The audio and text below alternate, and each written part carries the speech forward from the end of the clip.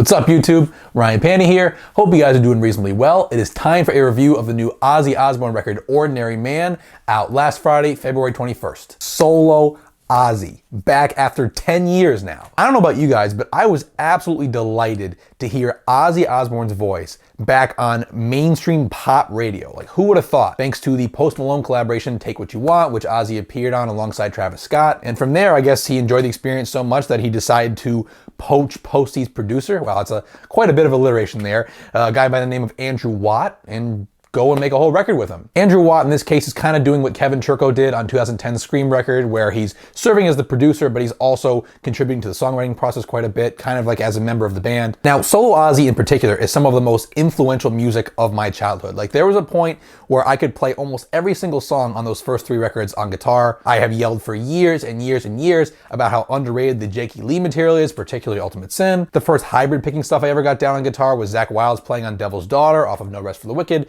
So I would consider myself pretty highly qualified to review a new Ozzy record. And given the depth of my knowledge about solo Ozzy, what makes Ordinary Man so fascinating right out of the gate is, in Ozzy's, 40-year solo career now, Ordinary Man is a complete standalone album in his catalog. Like, when you line up Ozzy's entire discography, Ordinary Man is like all the way over here in this little island by itself, which makes it exciting. First, there's the all-star lineup here. It's basically a supergroup plus Andrew Watt. You got Duff McKagan from Guns N' Roses on bass. You got Will Ferrell from the Red Hot Chili Peppers on drums. You got Slash showing up for a couple guest guitar parts. Also, it's got a very different sound than the rest of solo Ozzy. The guitars at points on this record have this deliberately unrefined kind of buzzsaw guitar tone to them. The bass is very high in the mix. There are several elements sprinkled in here that make Ordinary Man the closest thing sonically to Ozzy's 70s Black Sabbath output than anything else in his solo career. And third, you also have pop songwriting factoring into the equation here. Ali Tamposi,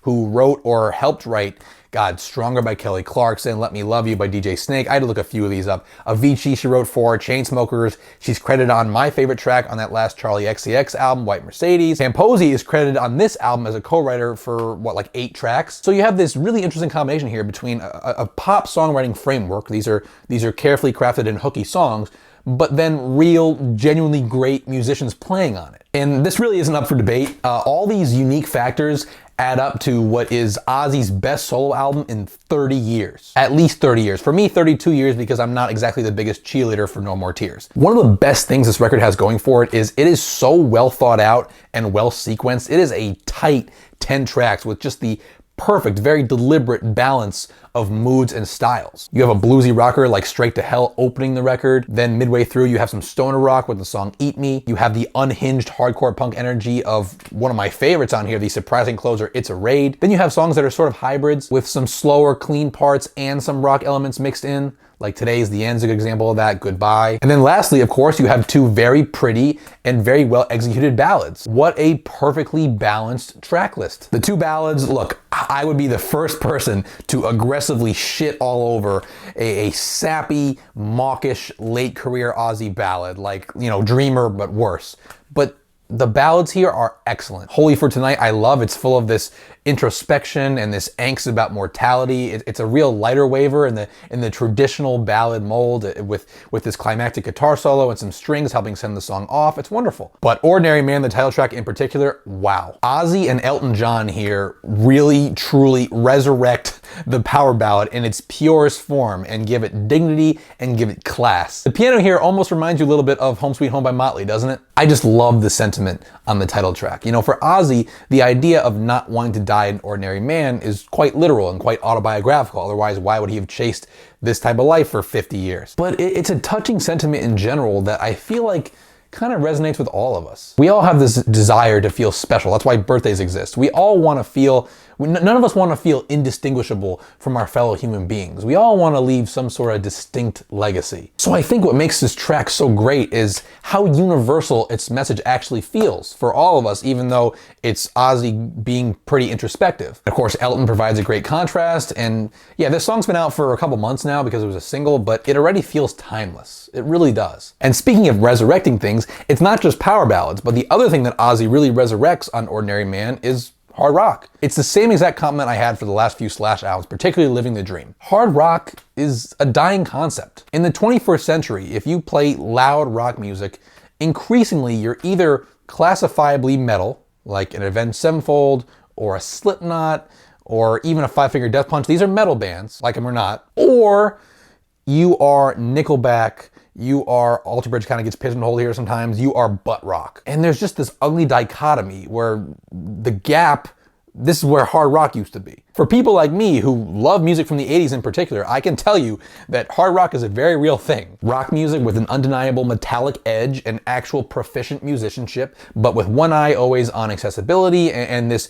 full commitment to being melodic at all times. That's hard rock. And songs on here like Scary Little Green Men, that's one of my favorites, and All My Life, which is actually, I believe, in a major key, but still has a great riff to it. These are great examples of Ozzy bringing back the concept of hard rock and breathing new life into it. This is a hard rock record. I also love the song Today Is the End, despite it being one of the most pop-influenced songs on this record. And what just boggles my mind here, I don't understand it. How does Ozzy still sing like this? Look, I'm a skeptical guy, and I'm sure there's a lot of Pro Tools help going into it. I know one prominent death metal producer who will remain nameless, who once took a single note from a prominent death metal band and constructed an entire solo around it using Pro Tools. So believe me, I'm skeptical. But there's only so much of Ozzy's voice here that can be accounted for by studio trickery. He still sounds so great. I'm frankly in disbelief. And again, on the well-rounded point that I made earlier, I love the punk energy of It's a Raid. Post Malone, despite having a disappointingly small part in the song, really sounds like he belongs. When he makes rock music on his own records, he doesn't really sound like he belongs on those,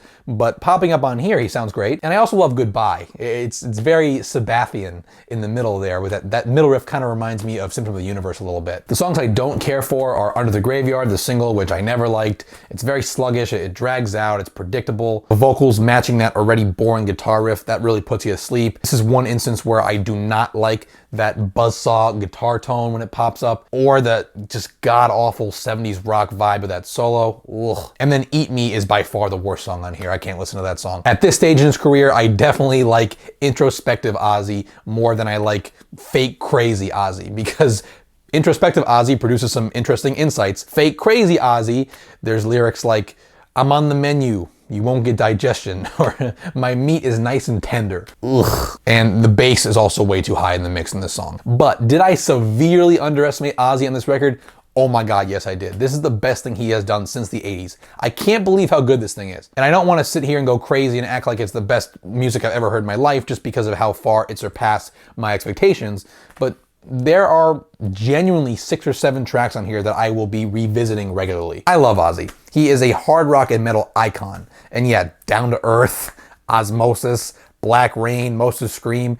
It's hard to watch him just completely phone it in the second half of his solo career, which is part of what makes Ordinary Man such a triumph. Not only is it a revitalization in terms of quality for Ozzy, but it also just stands completely alone in his discography, which at this stage of his life and career is really special. Again, very surprised at how much I've been enjoying this, and as Blabbermouth thankfully informed me, apparently Mike Portnoy is surprised too, so I must be onto something. Ordinary Man gets a 7 out of 10 from me. As always, thank you so much for watching, guys. If you enjoyed this video and are not yet subscribed to my channel, please consider doing so by clicking right over here, as well as checking out any of the other rock or metal related content that I publish on this channel on a weekly basis. I really appreciate you guys watching, liking, disliking, just engaging in any fashion. Twitter, Instagram handle @RyanPantyMusic. Again, thank you so much for watching, guys, and I will see you soon.